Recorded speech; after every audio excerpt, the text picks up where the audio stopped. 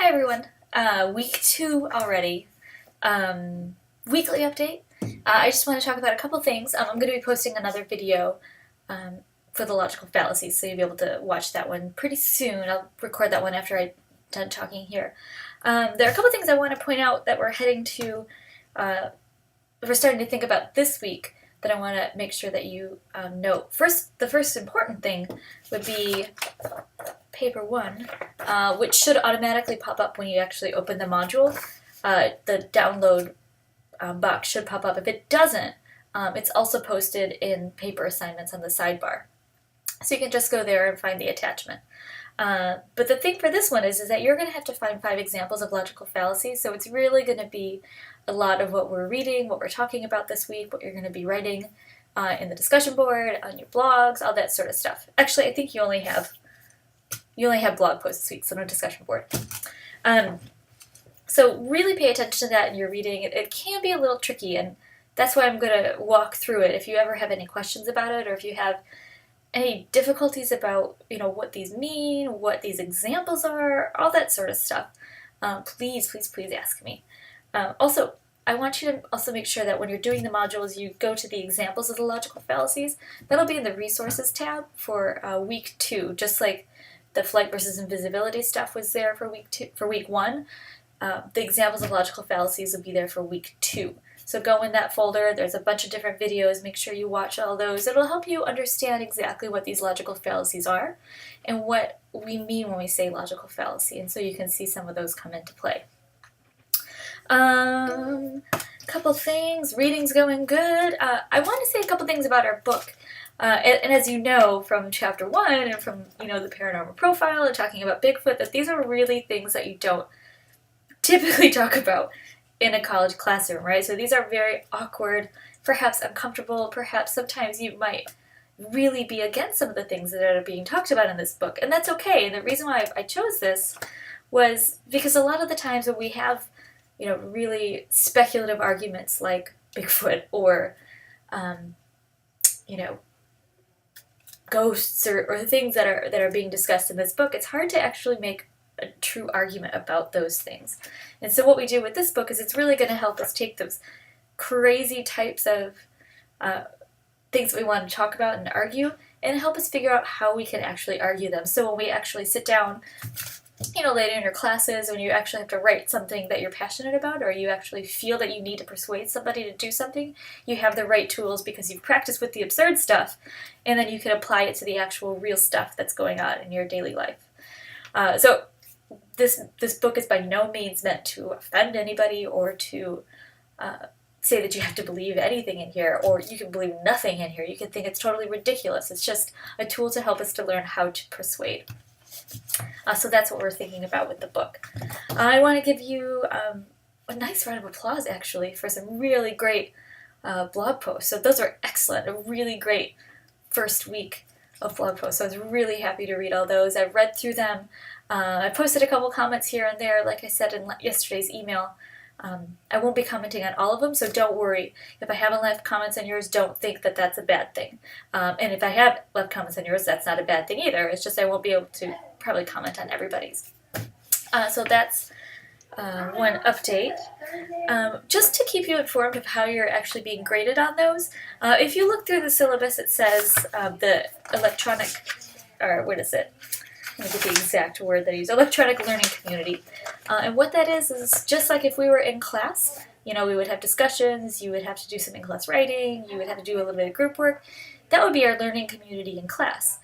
Since we're online, it's our electric learning community. So it's really everything that you would be doing in class, homework and all that stuff, is actually just taking place online instead.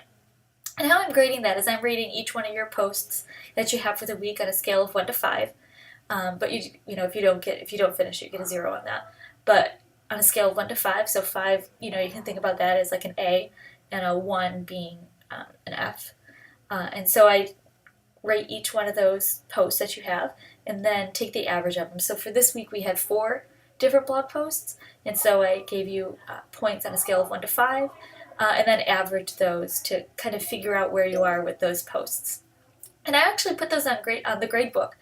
They won't be calculated into your final grade. I'll be using those differently. It says, okay, let me explain this a little different. When you look at it on the grade book, it says, like 5%, 2.5%. Ignore the percentage on that. Just look at it as the rank 1 to 5 of how I've averaged your posts for the week. That way you get a good idea of where you're standing, and you can, kind of gauge what you need to work on. I also have the individual grades for each post, so if you say, maybe you've got a 3.5 for the week, and you're like, oh, what did I do that I could improve on? I'd be happy to actually point to the post or the entry that you could have worked on a little bit more, or perhaps, maybe misunderstood the point of the assignment itself. So, go through those grades, and also know that they're not percentages, they're just your rank on a scale of 1 to 5 of what this week is. And again, those won't be calculated in the final grade. At the end of the semester, I'll take a look at all of the posts that you've done throughout the semester, and then I'll figure out that grade based on the weekly averages. It'll make more sense once we have a couple more weeks under our belt. Let's see.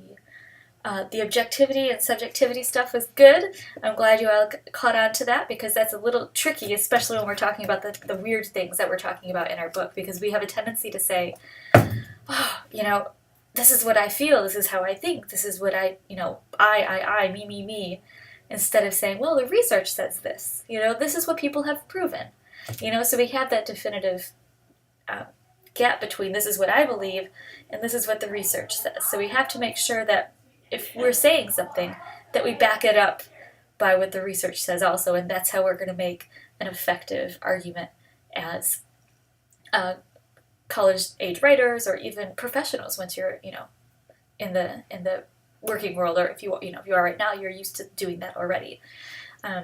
So we have some of those techniques. I'm glad to see that you've picked that up, and I used flight versus invisibility because it is so ridiculous, like we're ever going to have the ability to fly or be invisible.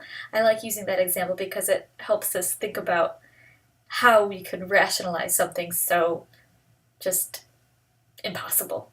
But it's so that you get the idea of what we're trying to do here, I hope. And from reading your posts, I think you do. So that's pretty good. Any last things I want to talk about before...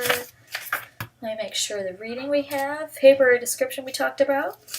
Logical fallacies. I'm going to create that video, like I said, in a little bit, and I'll post that. The examples of logical fallacies. Remember to go to the resources tab and then the week 2 folder. Oh, the logical fallacy memory tricks. When you get there, I've posted all of your names on that module, and you'll have, I think there are 4 or 5, I think there are 5 examples for each person. And what I want you to do is just create a little memory trick that'll help you remember the content of that logical fallacy. Rather than just the names, I want you to think, okay, slippery slope, what does slippery slope mean? Oh, okay, well think about when someone's actually going down a hill, they're collecting things, you can't stop, it snowballs and it becomes larger and larger and larger.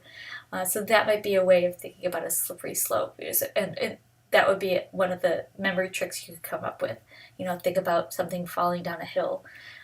Just something that'll help everybody remember the different types of logical fallacies that we're learning, and then with those memory tricks, it'll help us be able to more easily spot them when we see them, on TV, videos, that sort of thing. And then the study questions, 1 through 15. I think that's it for week. Yep, that's good. Week 2. I think that's all we have. Remember, everything's due by Sunday night, so you have several days now to finish all this up. I know it's a lot of work. It's a summer semester, so we've got to move really fast. But like I said, you guys are doing great so far, so I'm really pleased to see that. All right, well, I think that's it for my weekly update.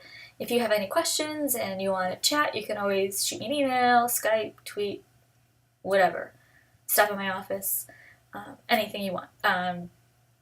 That's it. All right. I'll talk to you in a little bit about the logical fallacy video.